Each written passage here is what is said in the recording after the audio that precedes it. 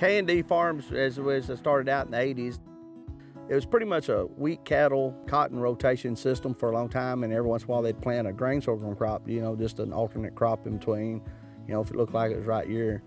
Never really been a primary growing in this area, and as we got a little further in the years and learning more about things and changes on seeds, well, it's become more wheat, cotton, and grain sorghum or corn.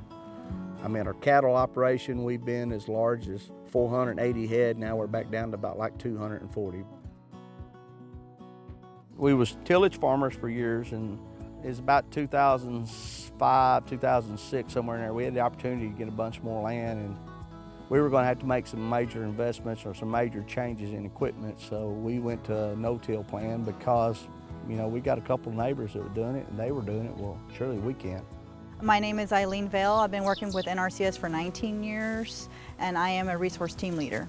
With his land, we've helped him incorporate soil health practices and principles since 2006. So that's been, 16 years of working with Kenneth. So we started no-tilling, full no-till in about 2007, I guess it was. 100% everything we done was pretty much strictly no-till. No-till you're not turning no dirt. I'm running a seeder with a disc standing pretty much straight up and down, but I'm not turning the dirt. You tillage guys, I remember the day I used to do it. Get on that tractor, boy, that smelled good. Looked good. Thought you was doing the world good, but you wasn't. When you take that soil that was 4 or 5 inches down and bring it to the top, and whatever in top, put it in the bottom. Big difference is what you find when you go from tillage to no-till is wind erosion, sun erosion, and water erosion. Sure goes away. My name is John Sackett, and I'm a soil scientist with the NRCS, and I've been with the agency for about 16 years now. So I started in the zone office as a resource soil scientist in 2012, and it was shortly thereafter that I met Kenneth for the first time. And ever since then, just about every year, we try to do some soils investigations on his place to help him better understand the soil that he has. And he says the better that he can understand it, the better he can manage it. So we look at the physical, chemical, and biological components and see where he can tweak his management to improve those aspects with the goal of improving his soil to improve his productivity of his fields. My name's Trent Manley. I've been working for the NRCS for a little under 10 years. I'm a zone agronomist, conservation agronomist, and I've been in this position for a little over a year.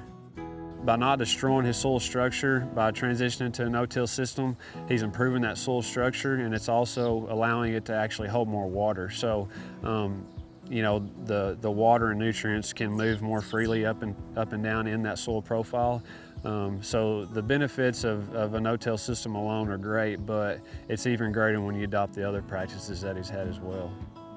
As a guy that's till farming, he's got it opened up out there. Yeah, okay, well, we got it opened up. It catches that rain, but it only catches so much of it.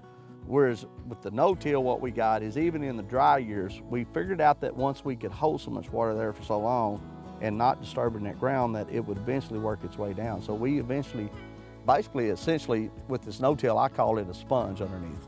With the soil structure that we have, the open pores that we got down 2 to 3 foot, you think about it, fill it full of water.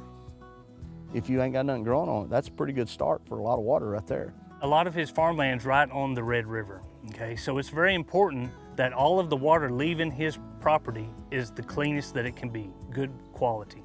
In a conventional tillage system, there's a lot of bare ground, okay? So there's not a whole lot of food for the microbes during certain times of the year. If you incorporate cover crops and no-till systems to increase residue, you're providing more food for the soil biology and making that a more productive system. And he's doing a real good job of doing that.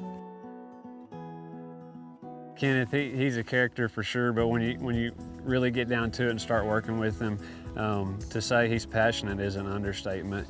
You can feel it when you're around him how passionate he is about his operation and the livelihood about passing it on to the next generation. He's really trying to push the envelope each and every single day, and not only is he using it to learn for himself, but he's also using it to be able to help others along the way as well. He's a community leader, he's an innovator, he's a forerunner. He's just a natural born leader, if I would have to describe him. When you talk about trying to bring it together and make soil health the best thing that there is, We could do it with cover crops. We could do it with fertilizers. There's a lot of things you can do, but the best thing you can do is quit plowing. Leave the soil structure alone.